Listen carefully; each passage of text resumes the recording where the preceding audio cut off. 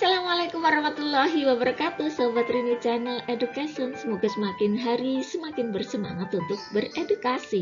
Nah, pada video kali ini masih merupakan lanjutan ya dari video-video sebelumnya.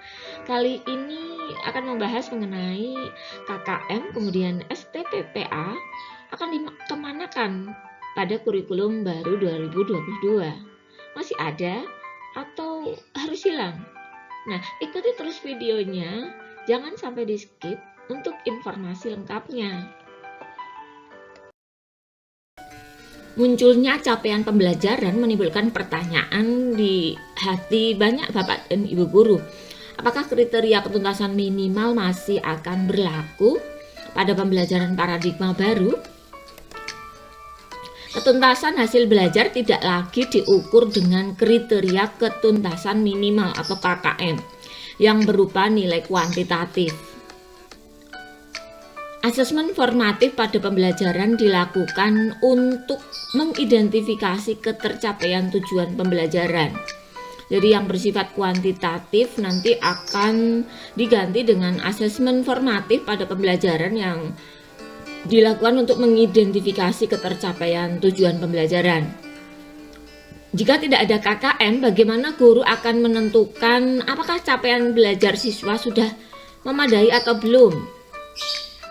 Capaian belajar sudah memadai atau belum diketahui dengan mengidentifikasi ketercapaian tujuan pembelajaran. Guru diberikan keleluasaan untuk menentukan kriteria ketercapaian tujuan pembelajaran sesuai dengan karakteristik kompetensi pada tujuan pembelajaran dan aktivitas pembelajarannya. Apakah pembelajaran paradigma baru dalam penilaian menggunakan acuan kriteria? Jika tidak, apakah akan mengubah standar penilaian nomor 23 tahun 2016?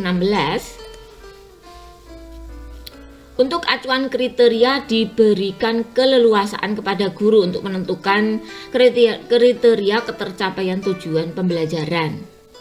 Bagaimana acuan lingkup materi yang menjadi rujukan untuk evaluasi belajar akhir dari satuan pendidikan dalam bentuk ujian sekolah? Acuan lingkup materi yang menjadi rujukan untuk evaluasi akhir adalah kompetensi esensial pada tujuan pembelajaran dalam kurun waktu tertentu. Lalu bagaimana melaporkan hasil proyek penguatan profil pelajar Pancasila? Hasil belajar melalui proyek ditulis dalam raport siswa akhir tahun, raport semester 2, dalam format yang berbeda dengan hasil belajar intrakurikuler. Rapor ini menggambarkan perkembangan sub-elemen profil pelajar Pancasila yang dipilih dalam tema di tahun ajaran. Bagaimana bentuk laporan hasil belajar proyek profil Pancasila? Secara kualitatif dengan kriteria yang telah ditetapkan, mengacu pada dimensi dan elemen pada profil pelajar Pancasila. Apakah bentuk laporan hasil belajar proyek profil pelajar Pancasila per mata pelajaran? Proyek penguatan profil pelajar Pancasila tidak terkait dengan mata pelajaran. Bagaimana bentuk rapot intrakurikuler? Secara kuantitatif dengan nilai akhir mempertimbangkan hasil asesmen sumatif dan formatif. Apakah laporan hasil belajar intrakurikuler berbasis capaian pembelajaran setiap periodik semester atau fase? Laporan hasil belajar intrakurikuler akan diberikan kepada peserta didik pada akhir semester. Apakah ada kenaikan kelas? Jika pembelajaran paradigma baru ini menggunakan fase, bagaimana kriteria kenaikan kelasnya? Peserta didik dapat melanjutkan ke kelas di atasnya sesuai dengan profil potret ketercapaian tujuan pembelajaran. Apakah STPPA masih digunakan? STPAA adalah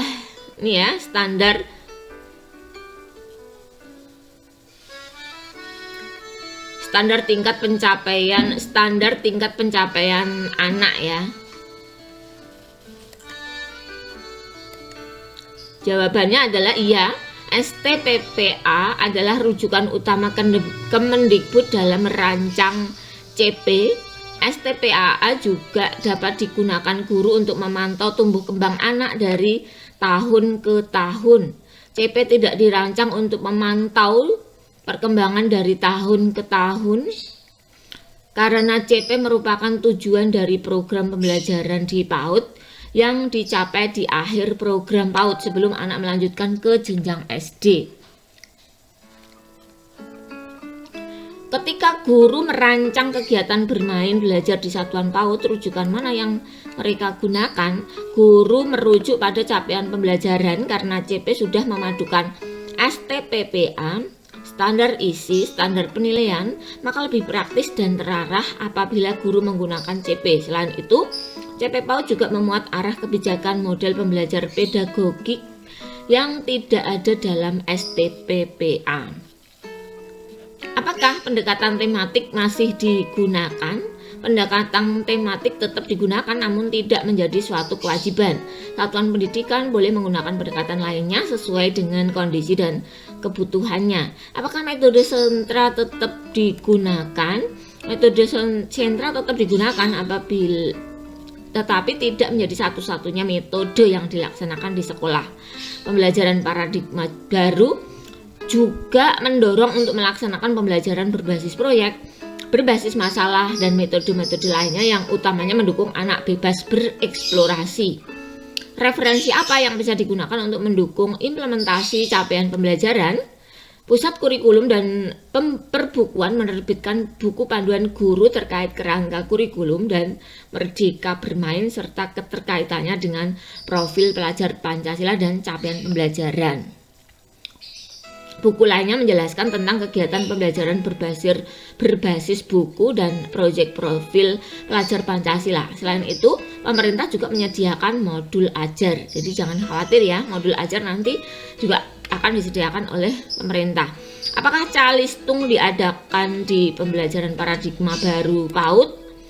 Di satuan PAUD yang dikenalkan adalah kegiatan pramembaca, pramatematika, dan pramenulis dengan menggunakan pendekatan bermain. Tidak ada pelarangan untuk mengajarkan calistung. Yang perlu diperhatikan adalah metode pengajarannya. Pengajaran calistung dikembalikan kepada kebutuhan dan minat anak, kemudian dikaitkan dengan konteks kehidupan sehari-hari dan bermakna, bukan dengan drilling atau hanya menggunakan pengisian lembar kerja. Jadi boleh diajarkan tapi pola pendekatannya harus yang realistik ya, sesuai dengan konteks kehidupan sehari-hari. Bagaimana menggunakan STPPA dan CP? STPPA tetap menjadi standar dalam kurikulum PAUD. CP merupakan kendaraan yang dirancang pemerintah untuk mencapai lebih optimalnya perkembangan anak seperti yang tercantum di STPPA dan juga menekankan kemampuan yang perlu dimiliki anak sebagai respon dari perubahan yang terjadi di lingkungan baik lokal, nasional maupun global. Model-model pembelajaran apa saja yang digunakan di satuan PAUD? Model pembelajaran seperti project, inquiry, cooperative learning, dan model pembelajaran lainnya yang relevan ya, selama dapat membangun pengalaman belajar bermakna, kontekstual, dan sesuai dengan minat anak. Panduan apa yang bisa digunakan untuk mendukung implementasi capaian pembelajaran? Panduan tentang pembelajaran paradigma baru, capaian pembelajaran, pembelajaran berbasis buku bacaan anak, dan pembelajaran berbasis proyek. Selain itu, guru dapat menggunakan dari sumber-sumber lainnya. Mengapa pelajaran IPA dan IPS dijadikan satu di SD? Anak usia SD masih melihat segala sesuatu secara utuh dan terpadu. Mereka juga masih dalam tahap berpikir konkret atau sederhana, holistik, komprehensif namun tidak detail. Penggabungan IPA dan IPS diterapkan dapat memicu anak untuk dapat mengelola lingkungan alam dan sosial dalam satu kesatuan. Mengapa IPS mulai diajarkan di kelas 3? IPS mulai diajarkan di fase B untuk menguatkan kesadaran anak terhadap lingkungan sekitarnya, baik dari aspek alam maupun sosial. Apakah berarti akan ada murid SD membutuhkan 7-8 tahun untuk menyelesaikan CP? Nah, murid SD dapat menyelesaikan seluruh capaian pembelajaran dalam 6 tahun. CP dibuatkan per fase 2 tahun agar lebih banyak waktu untuk mencapainya. Guru perlu melakukan asesmen untuk melihat pencapaian siswa terhadap CP, dan jika asesmen menunjukkan bahwa murid harus mengulang satu konsep atau topik, guru perlu mengajarkan dengan menggunakan pendekatan yang sesuai. Asesmen tersebut dengan demikian perlu dilakukan secara berkala agar bisa dilakukan intervensi sesuai kebutuhan agar siswa mencapai CP di tahun tersebut dengan proses optimal. Jika tidak, apakah berarti capaian akhir untuk setiap fase bisa berbeda-beda? Pada setiap akhir fase terdapat kompetensi yang sama yang harus dicapai oleh peserta didik, namun alur untuk mencapai akhir fase tersebut yang berbeda-beda disesuaikan dengan kebutuhan belajar, karakteristik, dan perkembangan peserta yang beragam. Jika hanya satu capaian akhir per fase, maka bagaimana murid mengejar ketertinggalan? Murid mengejar ketertinggalan dengan cara guru menentukan strategi pembelajaran yang tepat berdasarkan hasil asesmen. Asesmen merupakan bagian terpadu dari proses pembelajaran, memfasilitasi pembelajaran dan menyediakan informasi yang holistik sebagai umpan balik untuk guru, peserta didik, dan orang tua agar dapat memandu mereka yang menentukan strategi pembelajaran selanjutnya. Apakah yang berubah dengan pembelajaran paradigma baru SMP? Mata pelajaran informatika menjadi mata pelajaran wajib. Prakarya menjadi salah satu pilihan bersama mata pelajaran seni, seni musik, seni tari, seni rupa, seni teater. Lalu, apakah yang berubah dengan pembelajaran paradigma baru di SMA? Untuk kelas 10, dalam kurikulum K13 kelas 10 masuk pemrograman peminatan ya.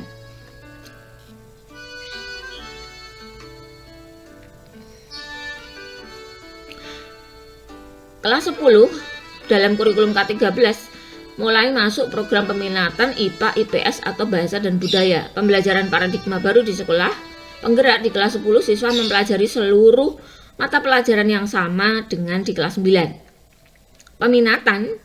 Peminatan berupa program yang tersekat ya, IPA, IPS, dan bahasa dan budaya dimulai sejak kelas 10. Pembelajaran paradigma baru di sekolah penggerak peminatan berupa mata pelajaran pilihan dimulai sejak kelas 11. Proyek penguatan profil Pancasila ya, ini nanti ya, proyek tentang penguatan profil pelajar Pancasila dengan tema-tema yang nanti menentukan ya, ditentukan dari tema yang sudah disediakan.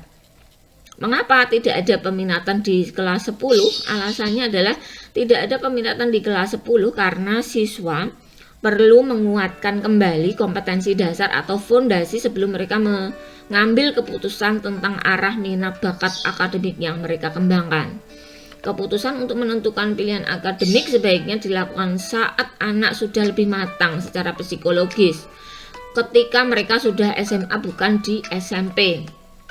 Siswa dapat menggunakan 1 tahun masa belajar di SMA untuk mengenal pilihan-pilihan yang disediakan sekolah tersebut sebelum mengambil keputusan terkait pelajaran yang ingin mereka dalami. Memberikan kesempatan yang lebih banyak kepada siswa untuk berdiskusi dengan orang tua, wali, dan guru BK tentang minat dan bakatnya serta rencana masa depan. Apakah tetap ada penjurusan? Tidak ada lagi penjurusan seperti yang dikenal di K13, namun siswa memilih mata pelajaran sesuai dengan minat, bakat, dan rencana masa depannya. Karena konsultasi dengan BK menjadi penting, apakah ada pelajaran untuk BK?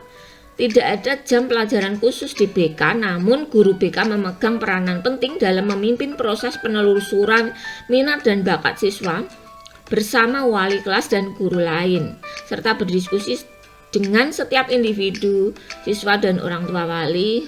Waktu pelaksanaan kegiatan ditetapkan berdasarkan kesepakatan.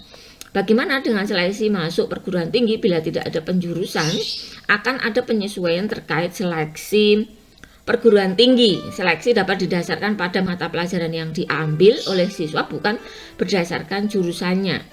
Apakah siswa boleh mengganti pilihan mata pelajaran di kelas 12? Siswa boleh mengganti pilihan mata pelajaran, walaupun kurang disarankan karena pelajaran di kelas 12 melanjutkan materi kelas 11. Siswa yang baru mengambil suatu mata pelajaran perlu mengejar ketertinggalannya karena tidak mengikuti pelajaran tersebut dari kelas 11. Mengapa ada pelajaran vokasi? Mengapa ada mata pelajaran terkait vokasi? Saat ini di Indonesia memiliki 4.700 perguruan tinggi dengan lulusan SMA dan SMK, rata-rata sekitar 2-3 juta setiap tahunnya. Namun yang diserap oleh perguruan tinggi baru sekitar 38% dan rata-rata tadi.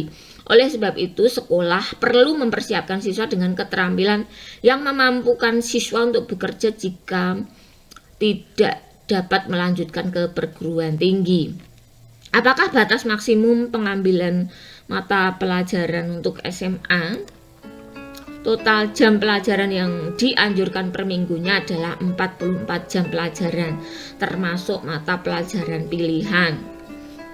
Pemilihan mata pelajaran untuk pemilihan fakultas masuk ke perguruan tinggi sebaiknya diarahkan sejak kapan? Pemilihan mata pelajaran sebaiknya diarahkan sejak kelas 10 sesuai dengan minat dan bakat siswa dengan diskusi dan bimbingan guru, BK, dan orang tua. Bagi sekolah yang telah menerapkan SKS, apakah dapat menggunakan pembelajaran paradigma baru? Sekolah tetap dapat menggunakan SKS dengan tetap merujuk pada capaian pembelajaran yang ada. Apakah yang dimaksud dengan unit inquiry pada kelas 10? Unit inquiry adalah kegiatan pembelajaran yang memfasilitasi peserta didik untuk mengidentifikasi dan memecahkan masalah yang ada di lingkungan sekitar.